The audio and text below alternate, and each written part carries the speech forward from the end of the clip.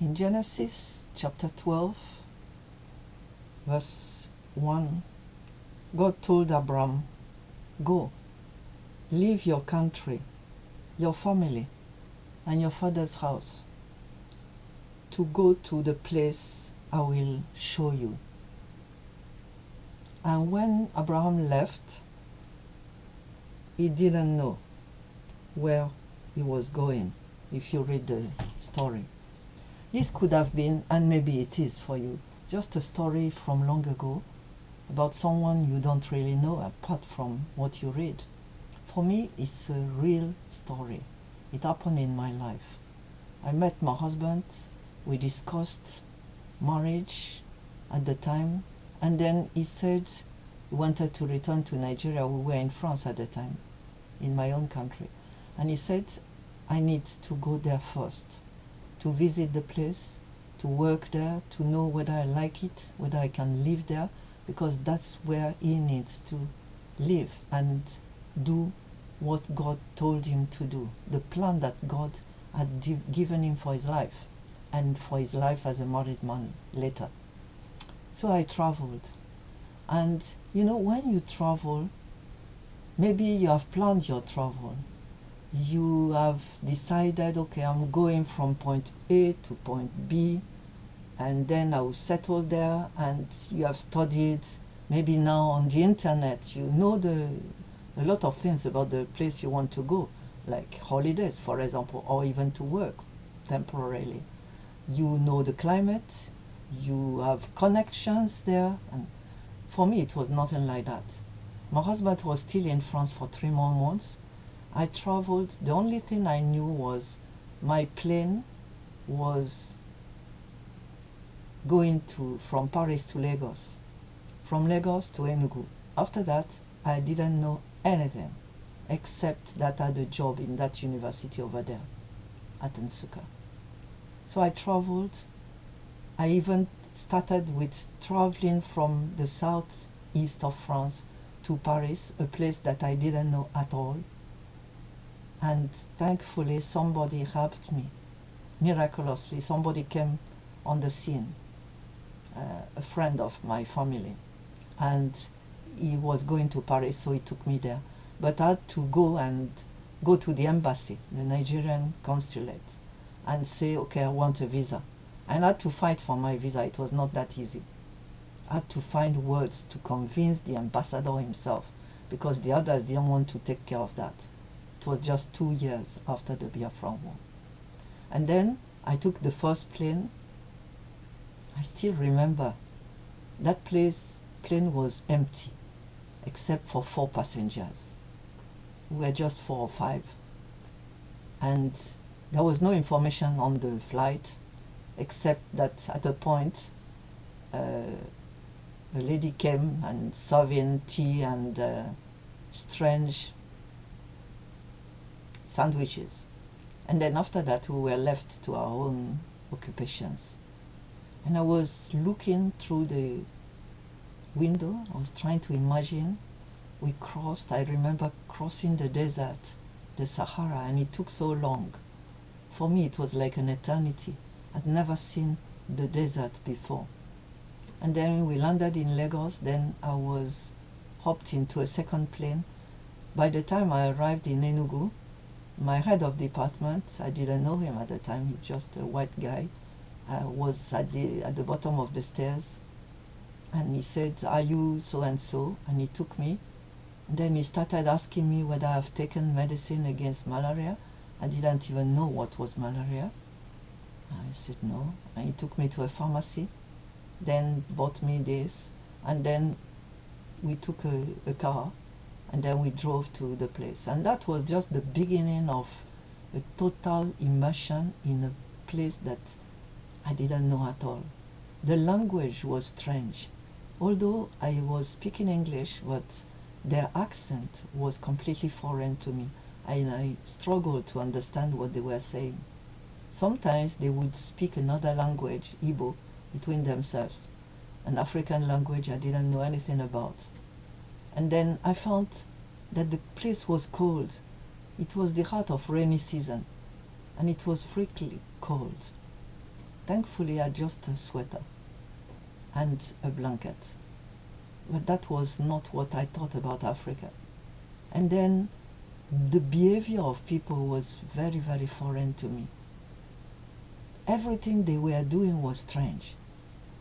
And I had to carefully make my way. I had nobody to advise me for 3 months before Clifford came and started visiting me from his place of work and guiding me ever before we got engaged. But I was frankly on my own. And people didn't understand the problem I had, the things that I didn't understand. Everything was strange.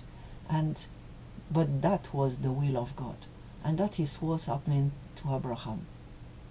And then I had other experiences of it. In 93, I got a scholarship for research in France for a year.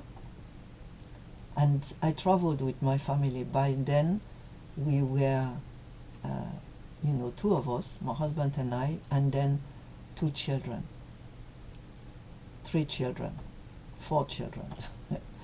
And we traveled, and again, we didn't know where we were going. Yes, we were going to France, which was my country of origin. Yes, we were going to Paris, but we didn't even know where we were going once we crossed the front door of the airport. And I remember my family behind me pushing the trolley with luggage, asking, where are we going? And I remember saying, I don't know.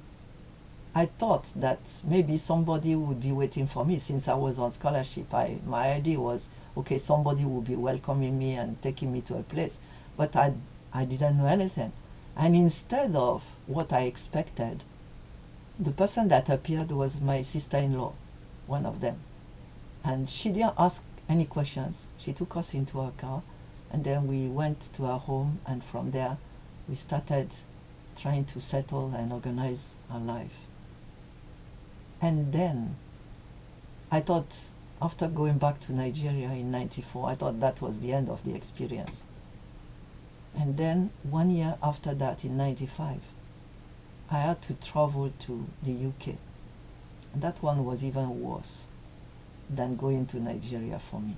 It was a place I had absolutely no connection to, no feeling towards.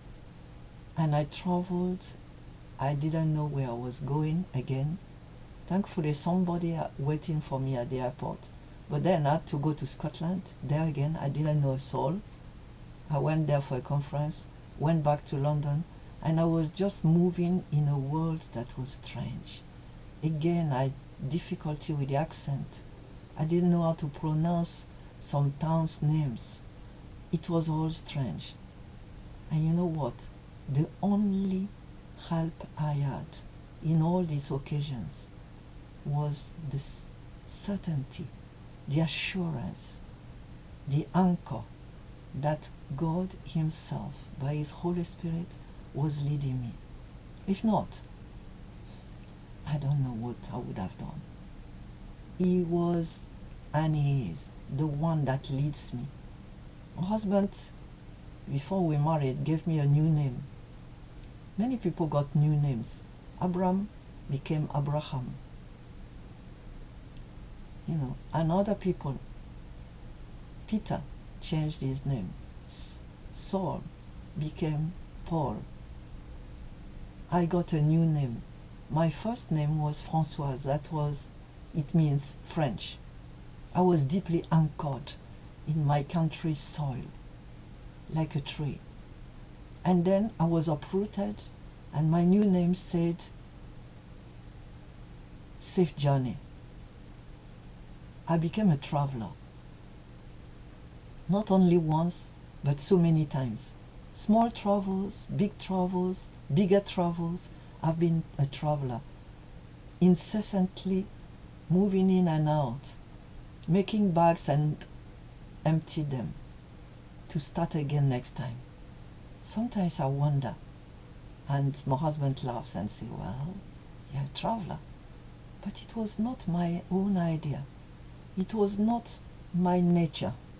By nature, I'm more like a monk, a recluse. I can stay in a place without moving for days, weeks, no problem. Instead, I'm always on the move. But it's just the way we are with God. God is a shepherd, the chief shepherd, and we are his flock. And the flock move with the shepherd. They're not staying in the barn. They're not. Only that you have to trust fully. Putting your life in God's hand, and he's closing it. You are in. Your life is hid in God with Christ, and we are on the move with him. Moving forward to that country that is neither France, nor Nigeria, nor the UK, nor anywhere else. Our country is heaven.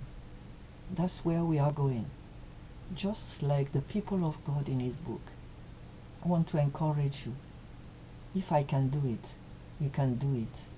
And we have uncountable number of witnesses in the Bible that have done it before us.